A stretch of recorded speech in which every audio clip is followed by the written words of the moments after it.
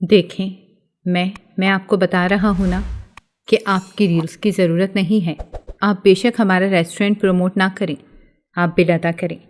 Waiter نے جھنجھلا کر کہا تو وہ حیرت سے اسے دیکھنے لگی۔ وہ بس ایک ڈیر پورا کرنے کے لیے یہاں آئی تھی، نہیں جانتی تھی کہ نئی مصیبت میں پڑنے والی ہے۔ تم جانتے ہو میرے 50,000 فالوورز ہیں، وہ ایک بار پھر بولی۔ 50,000 نہیں، صرف 50 فالوورز ہیں۔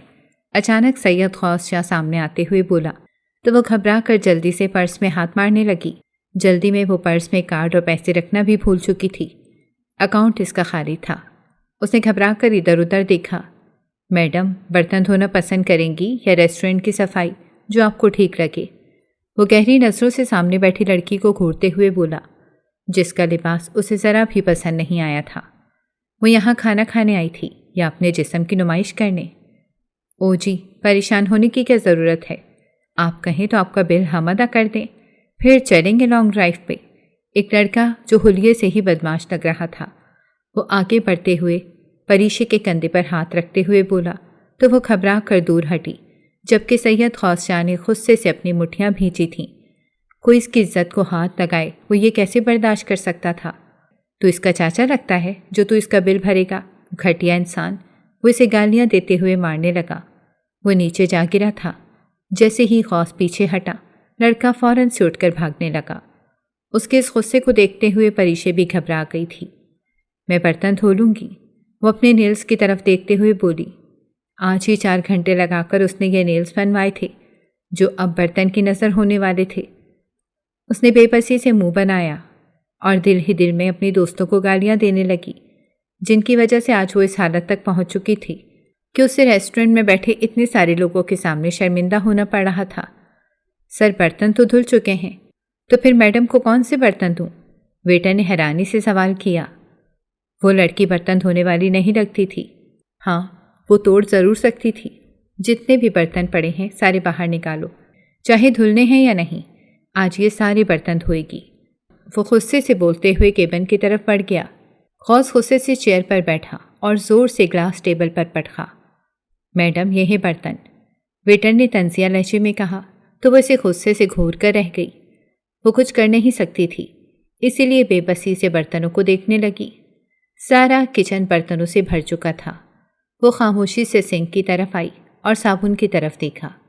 ایک نظر اپنے نیلز کی طرف دیکھا جو چمک رہے تھے۔ آج ان کی چمک مات پڑنے والی تھی۔ اس نے ایک پتیلا اٹھایا، مگر وہ تو اس سے ہلا بھی نہیں جا رہا تھا۔ مجبوراً اسے ویٹر کی مدد لینی پڑی۔ کوئی میم کی مدد نہیں کرے گا، اگر کسی نے مدد کی تو میں پیسے اس کی سیلری سے کاٹوں گا۔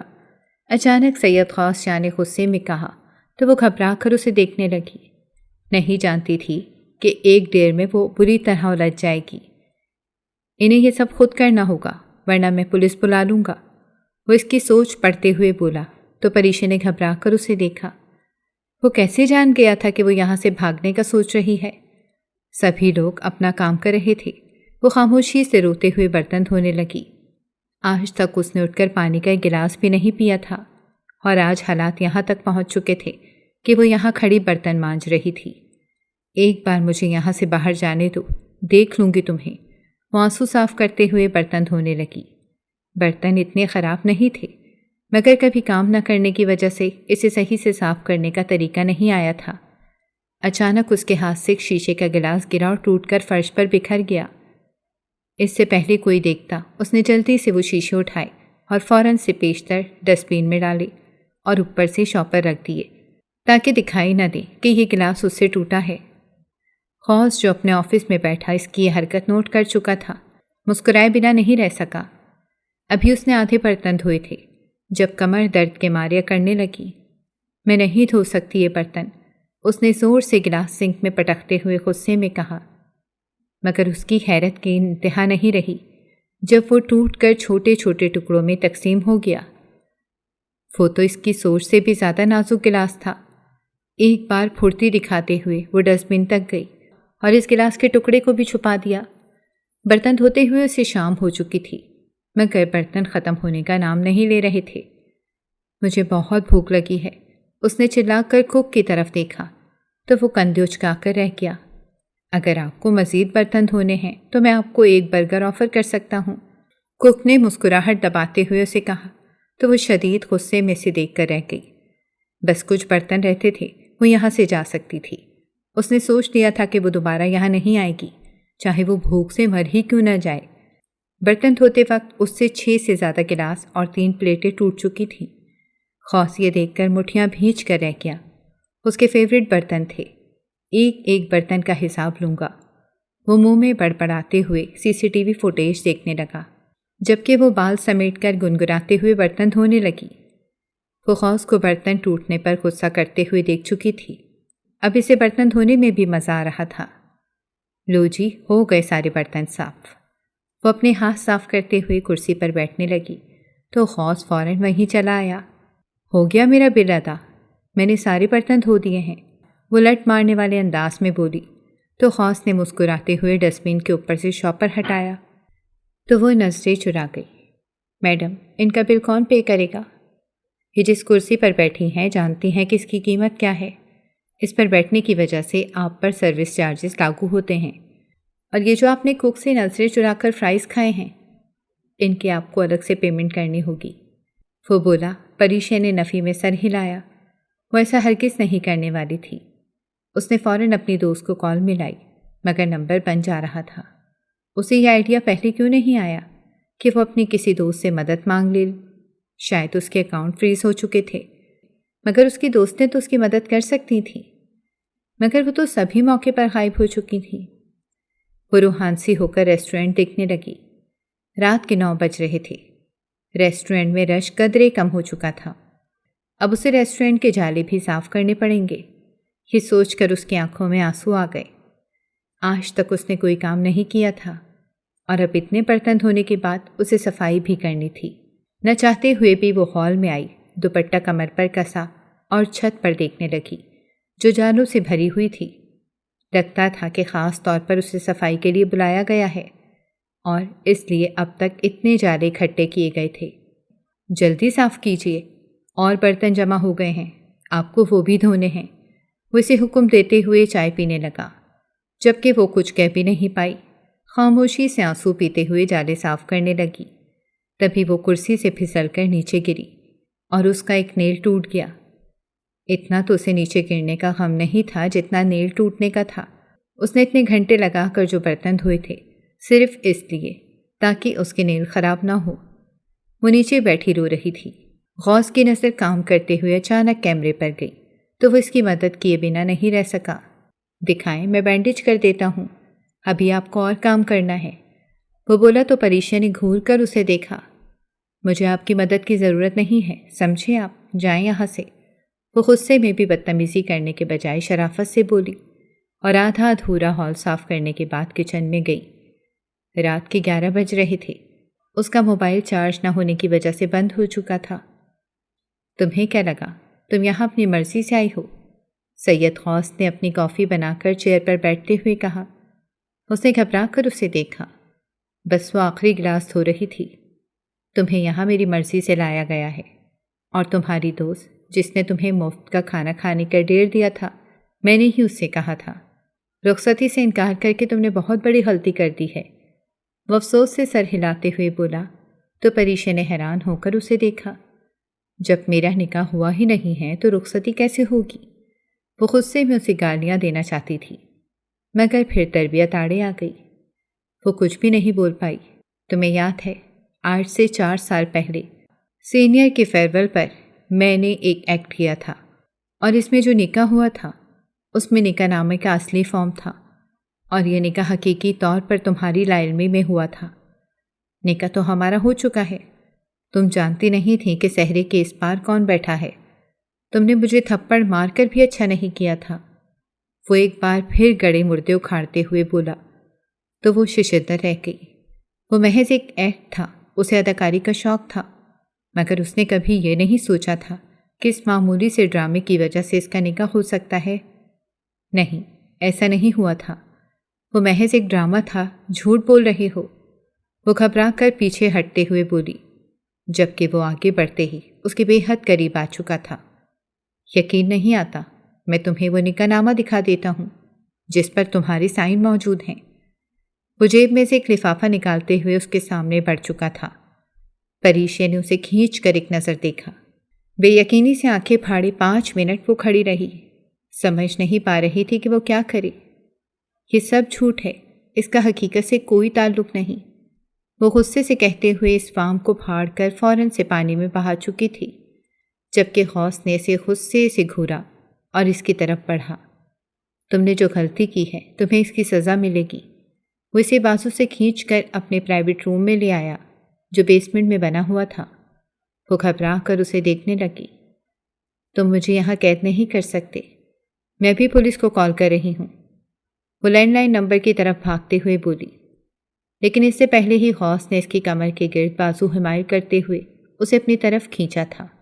تم جانتی ہو ولی کے بغیر نکاح نہیں ہوتا، اور اس فارم میں ولی کے نام کے آگے تمہارے بھائی کے سائن موجود ہیں۔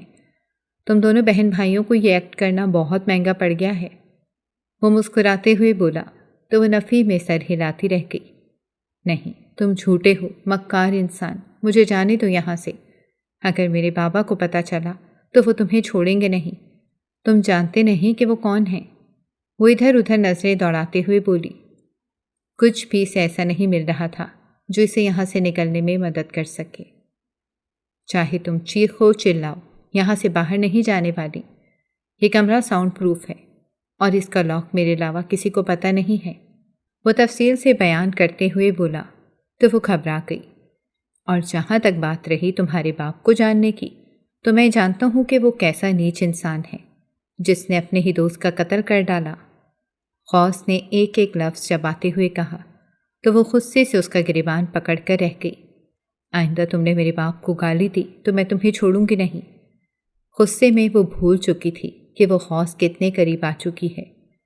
بعد میں مجھے مت کہنا کہ میں بہک گیا تھا، جبکہ تم اس حلیے میں مجھے بہکنے پر مجبور کر رہی ہو، وہ گمبھیر لہجے میں کہتے ہوئے اسے گہری نظروں سے دیکھنے لگا۔ پریشا کو پہلی بار کسی کی نظریں اپنے وجود کے آر پار جاتی ہوئی محسوس ہوئیں۔ چھوڑو مجھے گھٹیا انسان، وہ اس کے سینے پر مکے برساتے ہوئے بولی، جبکہ غوث اسے اپنے مکمل کنٹرول میں لے چکا تھا۔ تم چاہو تو ہم اس شام کو اور بھی رنگین بنا سکتے ہیں، وہ اسے معنی خیز انداز میں دیکھنے لگی۔ وہ اسے معنی خیز انداز سے کہتے ہوئے سلگا گیا تھا۔ پریشا نے روتے ہوئے اسے دیکھا۔ کیا چاہتے ہو؟ تم کیوں کر رہے ہو یہ سب؟ وہ بے بسی سے بولی۔ ایک تو سارا دن کام کر کے تھکاوٹ محسوس کر رہی تھی، اوپر سے غوث کی باتوں نے اس کے 14 طبق روشن کر دیے تھے۔ وہ گھر سے لڑ کر نکلی تھی، اس کے باپ نے اس کو سیدھی راہ پر لانے کے لیے سارے کارڈز بند کر دیے تھے اور گاڑی بھی چھین لی تھی۔ نہیں جانتی تھی کہ وہ اس مصیبت میں پھنس جائے گی۔ میں صرف رخصتی چاہتا ہوں، اپنے ماں باپ کو اس نکاح کا بتا دو، ورنہ سمجھو کہ آج تمہاری رخصتی ہو چکی ہے۔ وہ اسے دھمکاتے ہوئے کرسی پر جا بیٹھا، ٹانگ پر ٹانگ چڑھائے۔ وہ مغرور شہزادہ اس لڑکی کو گھور رہا تھا جو کبھی اس کی چاہت رہی تھی، مگر اب وہ اس کے انتقام کا حصہ بن چکی تھی۔ اگر میں ایسا نہ کروں تو، وہ بولی تو آواز میں کپ کپاہٹ واضح تھی۔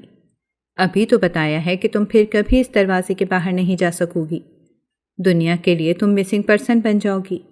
وہ بولا تو پریشا نے فوراً دروازے کو ٹٹولنا شروع کر دیا۔ دروازہ پاسورڈ مانگ رہا تھا اور وہ پاسورڈ نہیں جانتی تھی۔ گھبرا کر اس نے ادھر ادھر دیکھا، لیکن اسے کوئی ایسی چیز نہیں ملی جو کارآمد ہو۔ تم جو چاہو گے میں کرنے کو تیار ہوں، مگر مجھے یہاں سے نکالو، میرا دم گھٹ رہا ہے۔ وہ روتے ہوئے دروازے کے پاس بیٹھ گئی۔ اس کی آنکھوں سے گرنے والے آنسو غوث کو اپنے دل پر گرتے ہوئے محسوس ہو رہے تھے، مگر وہ بغیر کچھ ری ایکٹ کیے اس کی طرف بڑھا۔ اگر تم نے مجھے دھوکہ دینے کی کوشش کی تو یہ جان لو کہ میں تمہیں زندہ نہیں چھوڑوں گا۔ وہ بولا تو پریشا نے خوف کے مارے اسے نظریں اٹھا کر دیکھا۔ تم جانتی ہو کہ میں ایسا کر سکتا ہوں، جو انسان تمہیں پتہ لگے بغیر تمہیں یہاں لا سکتا ہے، سوچو وہ اور کیا کیا کر سکتا ہے۔ وہ گمبھیر لہجے میں کہتے ہوئے اس کے کان کے پاس سرگوشی کر گیا، جبکہ اس کی سرگوشی سے گھبرا کر وہ 2 قدم پیچھے ہٹی تھی۔ ٹھیک ہے، میں تمہارا کہا مان لوں گی، لیکن تم مجھے باہر میرے گھر تک چھوڑ کر آؤ گے، وہ گھبراتے ہوئے بولی۔ تو غوث مسکرایا۔ ٹھیک ہے، مجھے کوئی اعتراض نہیں، وہ مسکرا کر بولا اور پانی کا جگ منہ پر رکھ لیا، جبکہ پریشے کے ذہن میں کچھ چل رہا تھا۔ ایک بار وہ یہاں سے نکل جائے، باہر جا کر اپنے بابا کو سب بتا دے گی اور پولیس میں اس کے خلاف کمپلین کرے گی۔ ویسے ہی تمہیں کیا لگ رہا ہے کہ تم یہاں سے جاؤ گی تو جا کر پولیس میں کمپلین کرو گی میری اور مجھے اندر کروا دو گی؟ وہ اچانک بولا تو پریشے کے ہاتھ پاؤں پھول گئے۔ ایک پل کے لیے وہ اسے انسان نہیں لگا تھا۔ میں نے ایسا کب کہا؟ وہ اٹک اٹک کر بولتے ہوئے گھبرا گئی تھی۔ اس کے ماتھے پر پسینے کے قطرے چمک رہے تھے۔ بتاؤ، یہی سوچ رہی ہو نا؟ اس کو بازو سے دبوچ کر وہ چلاتے ہوئے بولا تو وہ روتے ہوئے ہاتھ چھڑانے لگی۔ پلیز مجھے یہاں سے جانے دو۔ اس کے قدموں میں بیٹھی بھیک مانگ رہی تھی، جبکہ وہ مغرور شہزادہ اس کی درخواست رد کر چکا تھا۔ اگر تم نے اس رخصتی سے انکار کیا تو یہ جان لو کہ میں کچھ بھی کر سکتا ہوں۔ میں مر بھی سکتا ہوں اور مار بھی سکتا ہوں۔ وہ لفظ چباتے ہوئے دروازہ کھولنے لگا، جبکہ پریشے نے سکھ کا سانس لیا۔ رات کے 2 بج رہے تھے۔ وہ گھبرا کر باہر نکلی تھی، جبکہ غوث نے اس کا ہاتھ سختی سے تھام لیا تھا۔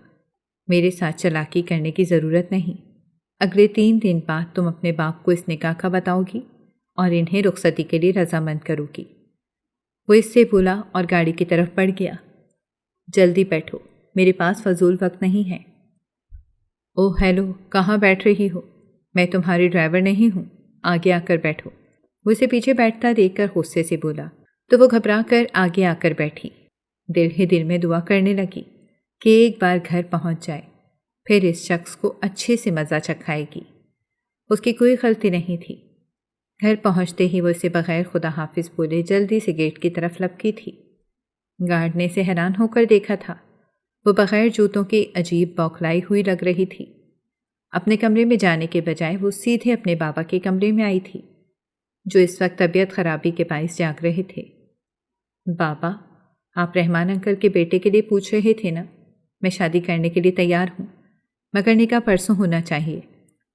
وہ بولی تو حمید درانی نے حیران ہو کر بیٹی کی طرف دیکھا۔ بیٹی، آدھی رات کو تم اتنی حواس باختہ ہو کر کہاں سے آ رہی ہو؟ تمہارے ساتھ کچھ ہوا تو نہیں؟ تمہارے منہ پر یہ خون کیسا ہے؟ وہ گھبرا کر بولی تو پریشے نے جلدی سے اپنے ہاتھ کی پشت سے زخم کو رگڑ دیا۔ بابا، مجھے کچھ نہیں ہوا، آپ صحیح کہتے تھے۔ اب آپ جیسا کہیں گے میں بالکل ویسا کروں گی۔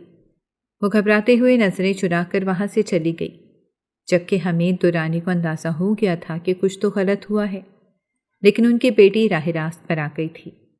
یہی ان کے لیے کافی تھا۔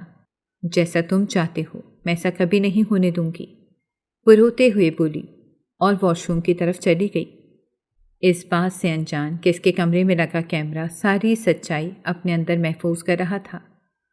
اس نے غصے سے مٹھیاں بھینچیں، مگر وہ جانتا تھا کہ اس لڑکی سے کام کیسے نکلوانا ہے۔ صبح ہوتے ہی پریشے بیدار ہوئی تو تھکن سے چور، اس کا بدن بخار میں تپ رہا تھا۔ کھڑکیوں کے آگے سے کسی نے پردے ہٹا لیے تھے، وہاں کسی شخص کا عکس دکھائی دے رہا تھا۔ وہ گھبرا کر اٹھ بیٹھی۔ اٹھ گئی مہارانی صاحبہ، وہ اپنے ازلی روبدار لہجے میں بولا تو پریشے کے منہ سے چیخ برآمد ہوئی۔ وہ گھبرا کر اٹھ کھڑی ہوئی۔ تم یہاں کیا کر رہے ہو؟ دفع ہو جاؤ یہاں سے، وہ چلاتے ہوئے بولی تو غوث نے آگے بڑھ کر اس کے منہ پر ہاتھ رکھ دیا۔ تمہیں کیا لگا تم اتنی آسانی سے مجھ سے جان چھڑا لو گی؟ 2 دن ہے تمہارے پاس، میں تمہیں وارننگ دینے آیا ہوں، اگلی بار یہ وارننگ بھی نہیں دوں گا۔ یہ کہہ کر وہ رکا نہیں بلکہ بالکنی سے کود گیا، جبکہ وہ پھولی سانسوں کے ساتھ بے حال ہو کر بیڈ پر آ کر لیٹ گئی۔ اسے سمجھ نہیں آ رہی تھی کہ اب وہ کیا کرے۔ نکاح کی شاپنگ کے دوران بھی وہ الجھی رہی۔ فاخرہ بیگم نے کئی بار بیٹی کے ویران چہرے کی طرف دیکھا تھا، مگر ہر بار وہ اپنے آنسو چھپا گئی۔ وہ شاپنگ کر کے نکلی ہی تھی جب اسے غوث کی گاڑی دکھائی دی۔ پریشے نے گھبرا کر ادھر ادھر دیکھا، مگر وہ کہیں نہیں تھا۔ وہ جلدی سے اپنی گاڑی میں بیٹھ گئی۔ سب لوگ ابھی تک شاپنگ کر رہے تھے۔ اس کی طبیعت ٹھیک نہیں تھی تو وہ گاڑی میں آ گئی۔ 24 گھنٹے ہیں تمہارے پاس۔ وہ آنکھیں بند کر کے گاڑی کی پشت سے ٹیک لگا کر بیٹھی تھی جب اس کے کان میں سرگوشی ہوئی۔ اس نے گھبرا کر دیکھا تو وہ اپنی تمام تر وجوہات کے ساتھ اس کے سامنے بیٹھا تھا۔ پریشے کے منہ سے چیخ نکلی، اس سے پہلے ہی غوث نے اس کے منہ پر ہاتھ رکھ دیا۔ چلاؤ مت، صرف 24 گھنٹے ہیں، اور تم نے یہ نکاح کا سوٹ لیا ہے، مجھے وہ ذرا بھی پسند نہیں۔ بہتر ہے کہ جا کر چینج کروا لو اور مجھے دوبارہ نہ کہنا پڑے۔ وہ جاتے ہوئے رکا اور کہہ کر چلا گیا۔ پریشا نے بے بسی سے اسے دیکھا۔ اس نے جان بوجھ کر یہ غلطی نہیں کی تھی۔ یہ سب اس منحوس ڈرامے کی وجہ سے ہوا تھا۔ وہ رونے لگی۔ آدھے گھنٹے بعد سبھی گھر والے گاڑی میں بیٹھ چکے تھے۔ پریشے، تم اپنا سوٹ وہیں بھول آئی تھی بیٹا، تمہارا ذہن کہاں ہے؟ فخرہ بیگم نے پریشان ہو کر سوال کیا تو وہ نفی میں سر ہلا گئی۔ ماما دکھائیں، وہ پریشانی سے بولی تو فخرہ بیگم نے شاپنگ بیگ اس کی طرف بڑھا دیا۔ یہ وہ سوٹ تو نہیں تھا جو اس نے پسند کیا تھا۔ سوٹ باہر نکال کر دیکھا تو وہ لال کلر کا انارکلی فراک تھا، لیکن اس نے تو سفید رنگ کا شرارہ لیا تھا، پھر یہ سوٹ کہاں سے آ گیا؟ اس کے ذہن میں تبھی غوث کی باتیں گونجی تو وہ غصے سے مٹھیاں بھینچ کر رہ گئی۔ اس کے خلاف کچھ بھی نہیں کر سکتی تھی، بس وہ چاہتی تھی کہ جلد سے جلد یہ نکاح ہو جائے تاکہ اس کی غوث سے جان چھوٹ جائے۔ یہ سب جھوٹ ہے اور وہ اسے ٹریپ کرنے کی کوشش کر رہا ہے۔ پریشا نے سوچ کر اپنا سر جھٹکا اور ماں کے کندھے پر سر رکھ دیا۔ فخرہ بیگم نے پریشانی سے اسے دیکھا۔ تبھی حمید درانی نے انہیں آنکھوں میں اشارے سے چپ رہنے کو کہا۔ ان کی بیٹی کا نکاح تھا، اگر وہ اداس تھی، یہ ایک فطری بات تھی، اسی لیے وہ اتنا سیریس نہیں لے رہے تھے۔ جیولری میں نے ڈرائیور کے ہاتھ بھیج دی ہے اور انگوٹھی کے ڈیزائن بھیج رہا ہوں، جو پسند آئے بتا دینا۔ اپنے موبائل پر نوٹیفیکیشن دیکھ کر وہ موبائل زور سے دیوار پر مار کر رہ گئی۔ شاپنگ بیگ وہیں گاڑی میں چھوڑ کر وہ اپنے کمرے میں آئی تو فخرہ بیگم بھی پیچھے چلی آئیں۔ مجھے تمہارے رویے کی سمجھ نہیں آ رہی بیٹا، کیا ہوا ہے؟ تم نے خود اس رشتے کے لیے حامی بھری ہے اور اب تم ایسے ظاہر کر رہی ہو جیسے ہم تم پر زبردستی کر رہے ہوں۔ فخرہ بیگم نے اسے اپنے پاس بٹھاتے ہوئے سوال کیا تو وہ رو دی۔ ماما، میں نہیں جانتی کہ یہ سب کیا ہو رہا ہے، وہ روتے ہوئے بولی تو فخرہ بیگم نے اسے اپنے سینے میں بھینچ لیا۔ میری بچی، پریشان ہونے کی ضرورت نہیں، وہ بہت اچھے لوگ ہیں اور حسیب تمہارا بہت خیال رکھے گا، وہ ایک بہترین لڑکا ہے۔ فخرہ بیگم نے دل سے حسیب کی تعریف کرتے ہوئے کہا تو وہ جھیپ سی گئی۔ تبھی غوث کا خیال آیا تو اسے غصے سے اس کے تن بدن میں آگ لگ گئی۔ بی بی جی، گارڈ نے یہ زیور دیے ہیں، چھوٹی بی بی جی کے سسرال سے آئے ہیں، ملازمہ نے اندر آتے ہوئے کہا تو پریشا نے بے دلی سے زیور کھولے۔ تبھی حسیب کی ماں کی کال آ گئی، ہم لوگ جیولری شاپ جا رہے ہیں، آپ لوگ بھی آ جائیے تو پریشا کی پسند کے زیور لے لیں گے۔ حسیب کی ماں کی بات سن کر فخرہ بیگم حیران رہ گئیں۔ اگر یہ حسیب کی ماں نے نہیں بھیجے تو کہاں سے آئے ہیں؟ انہوں نے حیران ہو کر زیور الٹ پلٹ کر دیکھے تو وہ کسی کے خاندانی زیور معلوم ہوتے تھے۔ ماما، یہ میرے دوست کے ہیں، مجھے یہ بہت پسند تھے اور میرے سوٹ کے ساتھ میچ ہو رہے ہیں تو میں نے پہننے کے لیے منگوائے تھے۔ پہلی بار وہ اپنی ماں سے جھوٹ بولتے ہوئے کہنے لگی۔ فخرہ بیگم نے ان گہنوں کو دیکھا، وہ واقعی میں بہت خوبصورت تھے۔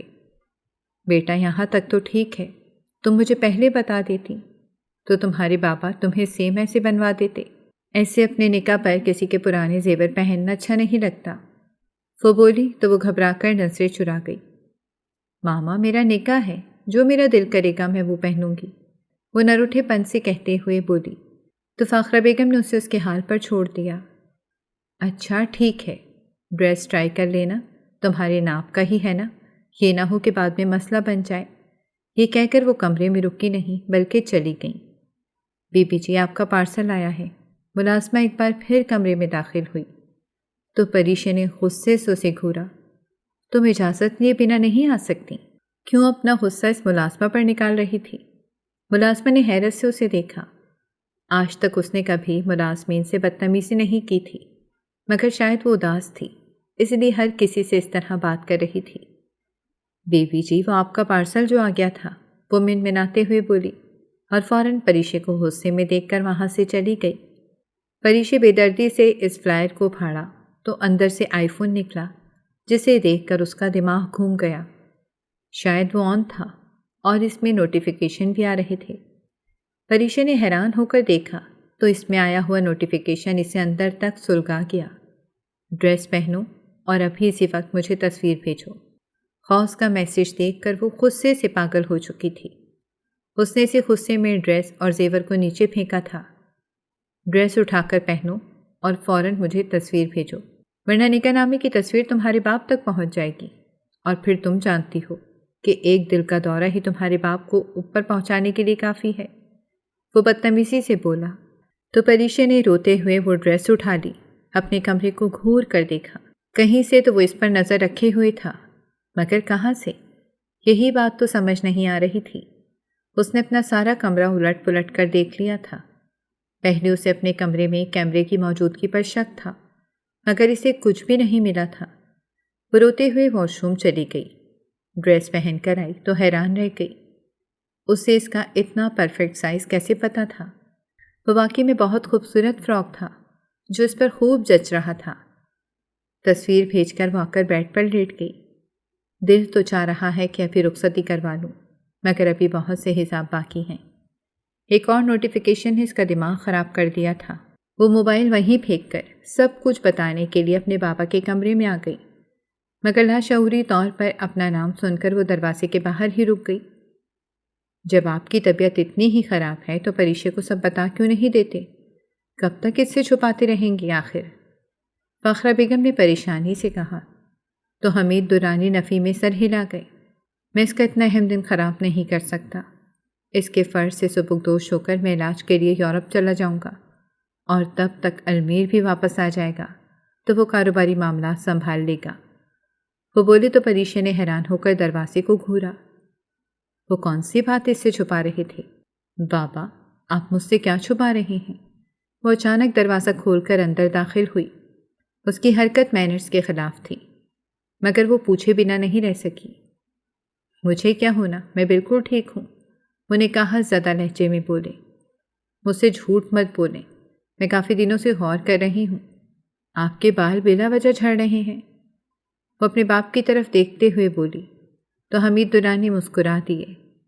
بیٹا، اب اس عمر میں بال جھڑنا عام بات ہے، وہ نرم لہجہ اختیار کرتے ہوئے بولے، مگر پریشے نفی میں سر ہلانے لگی۔ اور یہ گولیاں کس لیے کھا رہے ہیں؟ وہ فوراً ان کی دوائیاں ٹٹولتے ہوئے بولی تو حمید درانی نے سر تھام لیا۔ مجھے کینسر ہے، ابھی فرسٹ سٹیج ہے، اتنا سیویئر نہیں ہے، لیکن چاہتا ہوں کہ تمہارے فرض سے سبکدوش ہو کر ہی علاج پر جاؤں۔ اگر میں مر گیا تو تمہارا خیال کون رکھے گا؟ وہ بے بس سے بولے تو پریشے نے روتے ہوئے آگے بڑھ کر ان کے منہ پر اپنے ہاتھ رکھ دیا۔ بابا پلیز ایسے مت کہیں۔ اسے یہ جان کر شدید جھٹکا لگا تھا کہ اس کے باپ کو اتنی جان لیوا بیماری ہے اور وہ سکون سے جی رہی ہے۔ تبھی وہ اسے راہ راست پر لانا چاہتے تھے، مگر وہ انجان تھی۔ اب وہ اپنے باپ کو کوئی ایسا دکھ نہیں دینا چاہتی تھی جس کی وجہ سے وہ ہرٹ ہوں۔ صبح اس کا نکاح تھا۔ ساری رات وہ پریشانی سے کروٹیں بدلتی رہی۔ موبائل اس نے آف کر دیا تھا، ورنہ غوث کی کالز نے اس کا دماغ خراب کیا ہوا تھا۔ وہ پارلر سے تیار ہو کر اپنے کمرے میں پہنچی تو آتے ساتھ ہی حمید درانی نے اس کے منہ پر تھپڑ مارا تھا۔ جب تم نکاح کر چکی تھیں تو یہ حسیب سے نکاح کا ڈھونگ رچانے کی کیا ضرورت تھی؟ ادھارتے ہوئے بولے تو پریشے نے حیرانی سے اپنے گال پر ہاتھ رکھا۔ بابا، یہ کیا کہہ رہے ہیں آپ؟ میں کیوں نکاح کروں گی آپ کی غیر موجودگی میں؟ وہ بولی تو حمید درانی نفی میں سر ہلا کر رہ گئے۔ جھوٹ مت بولو، یعنی نکاح رجسٹرڈ ہے، اس کے مطابق تمہارا نکاح ہو چکا ہے، اور اس میں تمہارا بھائی بھی شامل تھا۔ تم دونوں نے آج میرا سر شرم سے جھکا دیا۔ کیا جواب دوں میں 200 لوگوں میں کہ میری بیٹی پہلے سے نکاح کر چکی ہے اور نکاح پر نکاح کرنے کا جرم کرنے جا رہی تھی؟ وہ ہانپتے ہوئے بولے اور دل کے مقام پر ہاتھ رکھتے ہی زمین بوس ہو گئے۔ پریشے چیختے ہوئے ان کی طرف بڑھی۔ پریشے ایک دفعہ مجھے کہہ دیتی کہ تم کسی اور سے محبت کرتی ہو اور نکاح کر چکی ہو تو میں کبھی تمہارے راستے میں نہ آتا۔ کم از کم آج دونوں خاندانوں کو یہ دن تو نہ دیکھنا پڑتا۔ تم نے اچھا نہیں کیا۔ شکر ہے مجھے غوث مل گیا تھا، اس نے مجھے سب سچ بتا دیا ہے۔ وہ پریشانی سے بولا اور حمید درانی کو لے کر چلا گیا۔ ایمبولینس ان کے گھر کے گیٹ پر کھڑی ہوئی تھی۔ وہ پریشانی سے سب کو صفائیاں دے رہی تھی۔ مگر کوئی اس کا یقین کرنے کو تیار نہیں تھا۔ میں اس نکاح کو نہیں مانتی، یہ صرف اس ڈرامے کا حصہ تھا۔ وہ روتے ہوئے بولی۔ غوث نے مسکرا کر دیکھا۔ تمہیں اس نکاح پہ یقین نہیں تو دوبارہ نکاح کر لیتے ہیں، میں تو ہر بار تم سے نکاح کرنے کو تیار ہوں، وہ خمار آلود لہجے میں بولا تو پریشے نے آگے بڑھ کر اس کے منہ پر تھپڑ دے مارا۔ میں تم سے نفرت کرتی ہوں، اتنی نفرت کہ تمہارے مرنے پر بھی شکرانے کے 100 نوافل ادا کروں گی۔ وہ بولی تو غوث کو اپنے اندر کچھ ٹوٹتا ہوا محسوس ہوا، مگر اس نے ظاہر نہیں ہونے دیا۔ وہ اسے بازو سے دبوچ کر مولوی صاحب کے پاس لایا۔ دوبارہ نکاح ہوا اور بغیر اس کے باپ اور بھائی کی موجودگی کے وہ اسے لے کر ہسپتال آ گیا۔ نکل جاؤ یہاں سے، کیوں آئی ہو یہاں؟ یہ دن دکھانے سے پہلے تم مر جاتی تو اتنا دکھ نہ ہوتا، اس کے چچا ابراہیم درانی بولے تو وہ روتے ہوئے اپنی صفائی دینے لگی، مگر کوئی اس کا کہا ماننے کو تیار نہیں تھا۔ اس کا بھائی بس پاکستان پہنچنے ہی والا تھا، لیکن اس سے پہلے ہی ابراہیم درانی اسے دھکے مار کر نکال چکے تھے۔ وہ روتے ہوئے گاڑی میں آ بیٹھی۔ یہ سب تمہاری وجہ سے ہوا ہے گھٹیا انسان۔ غوث کی گاڑی میں بیٹھتے ہی وہ گالیاں دینے لگی۔ تمہیں کیا لگتا ہے کہ میں تم سے محبت کرتا ہوں اور اپنی خوشی سے بیاہ کر لے جا رہا ہوں؟ میں صرف تمہارے باپ سے اپنے باپ کے قتل کا بدلہ لینے جا رہا ہوں۔ 15 برس سال کا تھا جب تمہارے باپ نے میری نظروں کے سامنے میرے ہی باپ کو پہاڑ سے دھکا دیا تھا۔ ان سب کو لگتا ہے کہ میں بھول گیا ہوں۔ میں نے اپنا باپ کھویا ہے اور میں نے وہی بدلہ لیا ہے، میں غلط نہیں ہوں۔ وہ سچائی سے پردہ اٹھاتے ہوئے بولا کہ پریش نفی میں سر ہلانے لگی۔ میرے بابا ایسے نہیں ہیں، تم جھوٹ مت بولو، تم جھوٹے مکار انسان اپنا گناہ چھپانے کے لیے میرے باپ پر الزام لگا رہے ہو، وہ ہانپتے ہوئے بولی۔ تو وہ اس کی پرواہ کیے بغیر ڈرائیونگ کرتے ہوئے 5 گھنٹے کے اندر اسے اپنے آبائی حویلی میں لے آیا، جہاں بی جان استقبال کرنے کے لیے بہت سے ملازمین کے ساتھ گیٹ پر کھڑی ہوئی تھیں۔ تمہیں کیا لگا میں پھولوں کے ساتھ اس کا استقبال کروں گی؟ اس کی وجہ سے میں نے اپنے بھائی کو کھویا ہے۔ فیروزہ بیگم نے بہو کا استقبال کرنے کے لیے قدم آگے بڑھایا ہی تھا جب زرینہ بیگم نے وہ تھال ہوا میں اچھال دیا۔ چناکے کی آواز کے ساتھ وہ تھال زمین بوس ہوا تھا۔ پریشے گھبرا کر 2 قدم دور ہوئی۔ پھپھو، یہ میری بیوی ہے، اس کے ساتھ کیسا سلوک کرنا ہے میں اچھے سے جانتا ہوں۔ آپ لوگوں کو میرے معاملات میں مداخلت کرنے کی ضرورت نہیں۔ اب آپ میری غیر موجودگی میں اگر اسے کسی نے کچھ کہا تو میں اسے لے کر ہمیشہ ہمیشہ کے لیے امریکہ سیٹل ہو جاؤں گا۔ وہ ان دونوں عورتوں کو دھمکاتے ہوئے پریشے کا ہاتھ تھام کر کمرے میں لے آیا۔ جب تم مجھے بدلہ لینے کے لیے یہاں لائے ہو تو پھر اس ہمدردی کی کیا ضرورت تھی؟ مارنے دیتے انہیں تھپڑ، وہ بدتمیزی کرتے ہوئے بولی تو غوث نے آگے بڑھ کر اس کا منہ دبوچ لیا۔ میں نے تم سے پوچھا ہے کہ مجھے کیا کرنا چاہیے اور کیا نہیں، وہ اسے اپنے بے حد قریب کرتے ہوئے بولا۔ وہ گھبرا گئی۔ چھوڑو مجھے، درد ہو رہا ہے۔ وہ روتے ہوئے ہاتھ پاؤں چلانے لگی، مگر غوث کی مضبوط باہوں میں پھڑ پھڑا کر رہ گئی۔ چھوڑنے میں تو تمہیں والا نہیں، مجھے اپنا حق چاہیے، وہ اس کے کان میں خمار آلود لہجے میں سرگوشی کرتے ہوئے بولا تو پریشے کے پورے بدن میں سنسنی دوڑ گئی۔ ایک بار پھر اسے دھکا دیتے ہوئے دور ہوئی، مگر وہ کہاں پیچھے ہٹنے والا تھا۔ تمہارا حق مہربان رکھ دیا ہے، یہ کہتے ہی اس کی طرف بڑھا اور بغیر اس کی مزاحمت کی پرواہ کیے اپنا حق لے کر پیچھے ہٹا تو اس کی سسکیوں سے کمرہ گونج اٹھا۔ آدھے گھنٹے میں نیچے آؤ، میں تمہارا انتظار کر رہا ہوں، تمہیں کسی سے ملوانے جانا ہے، وہ بولا تو پریشے نے اس سنگ دل آدمی کو دیکھا اور خود کو سنبھالتے ہوئے کپڑے نکالنے لگی۔ شاید وہ پہلے سے ہی سب کچھ سیٹ کر چکا تھا، نہ جانے وہ اس سے کیا چاہتا تھا۔ پہلے سے اس کے باپ کی نظروں میں گرا دیا اور اب زبردستی اس رشتے کو نبھانے کے لیے مجبور کر رہا تھا۔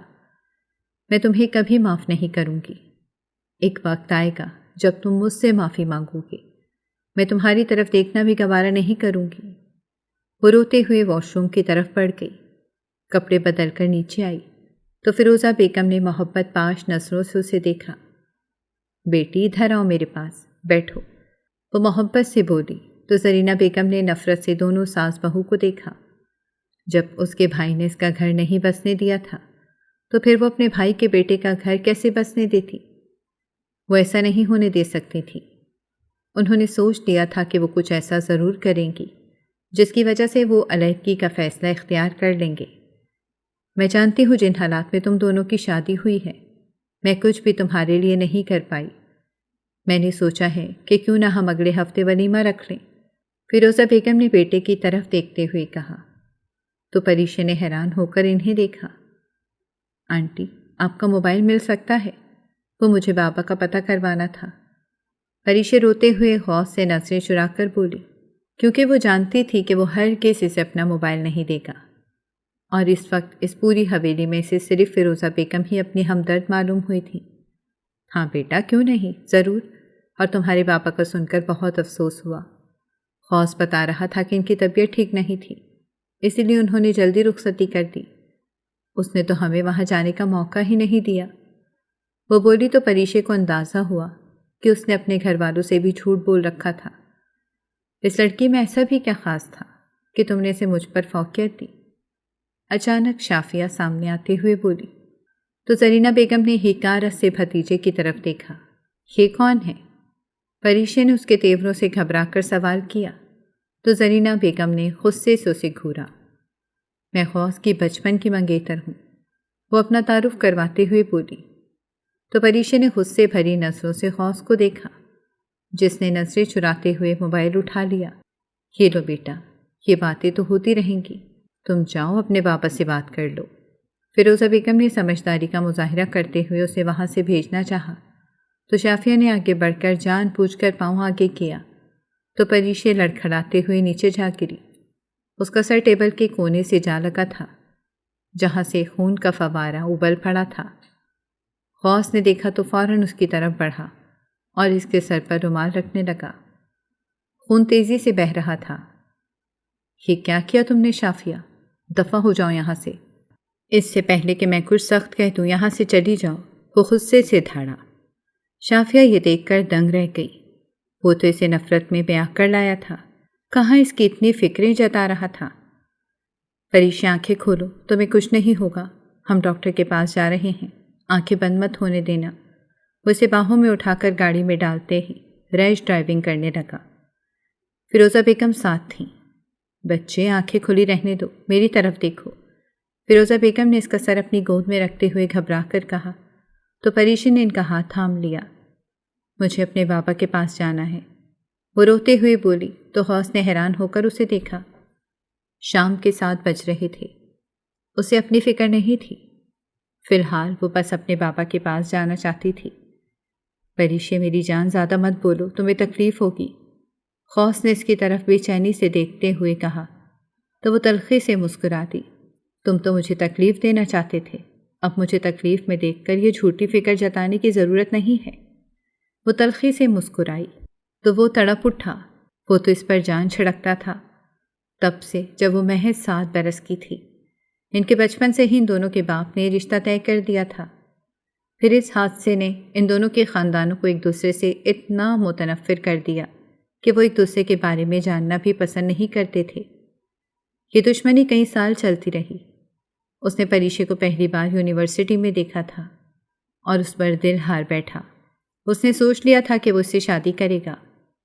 جب پتہ چلا کہ وہ حمید درانی کی بیٹی ہے، وہ اس سے بدلہ لینا چاہتا تھا، مگر ہر گزرتے دن کے ساتھ محبت نفرت پر حاوی ہوتی گئی اور وہ چاہ کر بھی اسے تکلیف نہیں دے پایا۔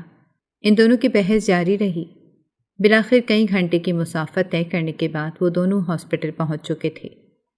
کافی سارا خون بہہ گیا تھا۔ آپ خون کا انتظام کریں، ڈاکٹر نے بولا تو غوث گھبرا گیا۔ اس کا خون میچ ہوا تھا، اسی لیے وہ خون دینے کو تیار ہو گیا تھا۔ اسی ہسپتال میں حمید درانی ایڈمٹ تھے۔ خون دینے کے بعد وہ ICU کی طرف بڑھ گیا۔ وہ بے شک پریشے کو تکلیف دینا چاہتا تھا، مگر آج اس کی ذرا سی تکلیف پر وہ تڑپ اٹھا تھا۔ وہ اسے ہرگز ایسے نہیں دیکھ سکتا تھا، اسی لیے اس نے حمید درانی سے بات کرنے کی ٹھان لی تھی۔ تم یہاں کیا کر رہے ہو گھٹیا انسان؟ المیر نے آگے بڑھ کر اس کا گریبان پکڑ لیا تھا۔ اس نکاح نامے پڑھ لکھی تاریخ دیکھ رہے ہو؟ مجھے یاد ہے، میری بہن نے تم سے نکاح نہیں کیا تھا، یہ سب غوث ڈرامے کا حصہ تھا۔ المیر دھاڑتے ہوئے بولا تو وہ نفی میں سر ہلانے لگا۔ المیر میری بات سنو، غوث نے معاملہ سلجھانے کی کوشش کرتے ہوئے کہا تو وہ نفی میں سر ہلا گیا۔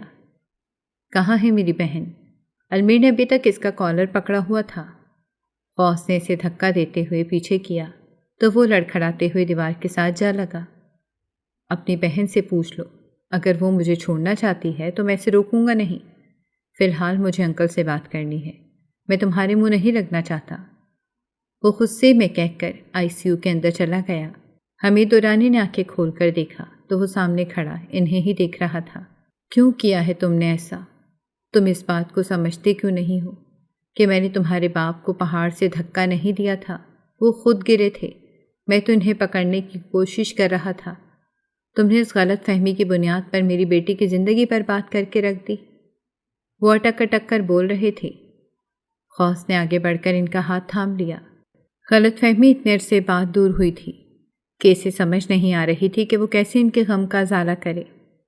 انکل مجھے معاف کر دیں، میں جانتا ہوں کہ مجھ سے غلطی ہوئی ہے، لیکن میری انٹینشن کبھی بھی یہ نہیں رہی تھی کہ میں آپ کو یا پھر پریشے کو تکلیف پہنچاؤں۔ نہ جانے میں اتنا متنفر کیوں ہو گیا تھا۔ پھپھو نے مجھے بتایا تھا کہ آپ نے انہیں دھکا دیا تھا اور میں خود بھی تو وہیں موجود تھا۔ پھپھو کی باتوں نے مجھ پر بہت گہرا اثر ڈالا تھا۔ مجھے لگا کہ انتقام نہیں لیا تو میرے پاپا مجھے کبھی معاف نہیں کریں گے، اور جتنی میں پریشے سے محبت کرتا تھا مجھے لگا ہی نہیں کہ میں کبھی اسے تکلیف دے پاؤں گا۔ آج جب وہ تکلیف میں ہے تو میرا کلیجہ پھٹ رہا ہے۔ وہ ایک مہربان دوست کی طرح اپنے دل کے راز حمید دورانی کو بتا رہا تھا۔ حمید دورانی نے بے چینی سے پہلو بدلا۔ پریشے میری بچی کو کیا ہوا ہے؟ یہ تم کیا کہہ رہے ہو؟ وہ گھبرا کر اٹھتے ہوئے بولے، مگر تکلیف کے باعث اٹھ نہیں پائے۔ انکل بس ذرا سی چوٹ لگی ہے اسے۔ وہ اصل بات چھپاتے ہوئے بولا تو حمید دورانی کو چین نہیں آیا۔ مجھے سچ سچ بتاؤ، میری بیٹی کے ساتھ کیا کیا ہے تم نے؟ مجھے تم پر بھروسہ نہیں ہے، اور جس پھپھو کو تم ماں کا درجہ دیتے ہو وہ ماں کہلانے کے بھی قابل نہیں ہے۔ اس نے میری بیوی پر حملہ کروایا، اس کا مس کیریج کروانے کی کوشش کی۔ وہ مجھے پسند کرتی تھی، مجھ سے شادی کرنا چاہتی تھی۔ میں نے انکار کیا تو وہ یوں مجھ سے بدلہ لینا چاہتی تھی۔ وہ تمہارے ساتھ مخلص نہیں ہے اور اب بھی میری بیٹی کو نقصان پہنچانے کی کوششوں میں ہے۔ حمید دورانی نے اس سچ سے پردہ اٹھاتے ہوئے کہا تو وہ بے یقینی سے انہیں دیکھتا رہ گیا۔ انکل یہ آپ کیا کہہ رہے ہیں؟ وہ ایسا کیوں چاہیں گی؟ وہ بولا تو بے یقینی اس کے لہجے میں فاصحہ جھلک رہی تھی، کیونکہ وہ انتقام لینا چاہتی ہیں۔ اس کے بھائی نے اپنے ذاتی مفاد کے لیے اس کا گھر توڑوایا تھا۔ وہ یہ کیسے دیکھ سکتی ہیں کہ وہ خوشحال رہے؟